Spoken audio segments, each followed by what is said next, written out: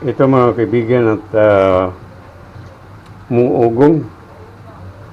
Hindi siya umiikot yung ano niya pag pinapandar ay muugong. Try natin. No? Ganun lang siya. Hindi siya umaandar. Kaya ito mga kaibigan ang gagawin natin ay ayusin natin. Wala, hindi umabot ng isang taon itong aking water pump. Meron akong video doon nasa una ay pagkalam ko talaga hindi talaga umabot ng isang taon. Hindi ko matandaan kung kailan ko binili ito. Kaya mangyari nito, bubuksan talaga ito. Try natin buksan.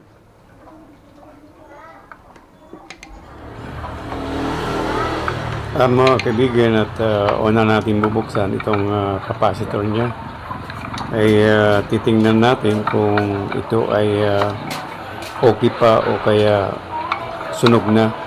At saka makikita naman sa capacitor, minsan kasi lumulubos siya. At kung sira na talaga siya.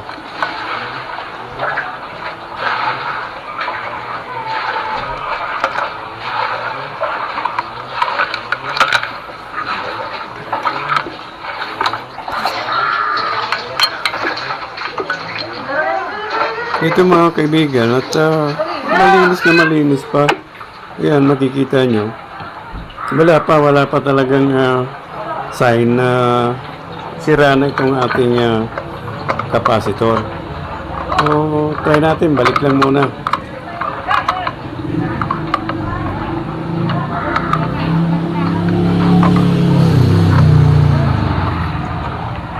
Tapos ngayon mga kaibigan, ang pangalawa natin na paraan na titingnan, itong ano niya, itong tawag nito yung panya, yung tawag to parang ilis parehas sa inayos ko ng aking kayuran. Ganun din yun. Pag matigas, pag medyo hindi ko talaga maikot, kung bubuksan natin at hindi maikot, ay bearing ang sira nun. Yun ang may problema. Ganito lang ang pagbukas mga kaibigan, hindi naman na napupukpukin nyo lang. Ayan, paganyan lang. Bakal talaga, hindi siya, hindi, kahit mamurahin lang to, okay naman yung ano niya, bakal. At nabili ko sa online mga kaibigan, siguro nasa 900. Ganun lang. Ito mga kaibigan, malambot naman siya. Ayan. Ibig sabihin, ay walang sira yung bearing. Ngayon mga kaibigan, at ibabalik natin at o kaya i-try natin. Pag umandar, ibig sabihin, walang sira. Parang nag-stack up lang siya. Itong ano niya, itong tawag nito yung ilisi niya. Ang tawag niyan. Ayan, ilisi. O kaya pan. Try lang. Ayun, gumana. Umandar na. Ayun lang mga kaibigan at napakadali. Ayan. Ayan po ay umandar na siya. Ang akala ko ay aayusin ko na talaga ng ano. At tingnan natin kung humihigop. At wala pa siyang higop. Hindi pa siya humihigop dahil tinanggal ko kanina. Ngayon, ang tubig.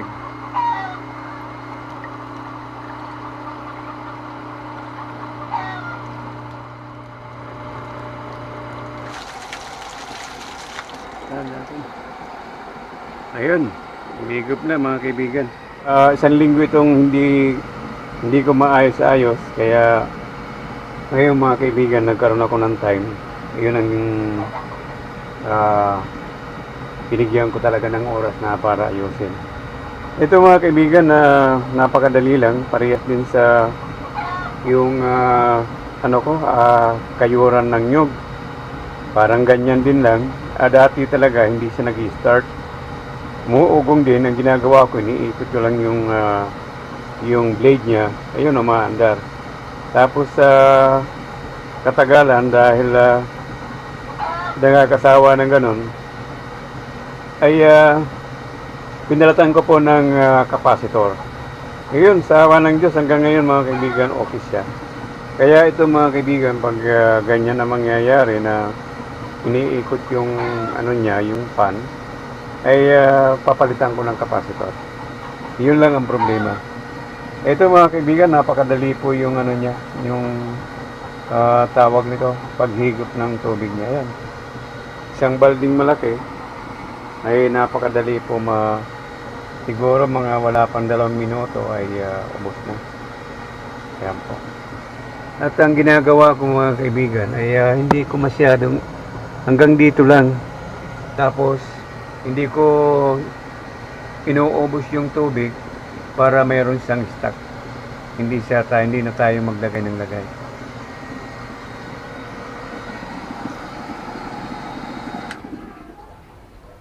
Yun, mayroon natitirang konting tubig ay para hindi po, para sa susunod na pagpaandar natin ay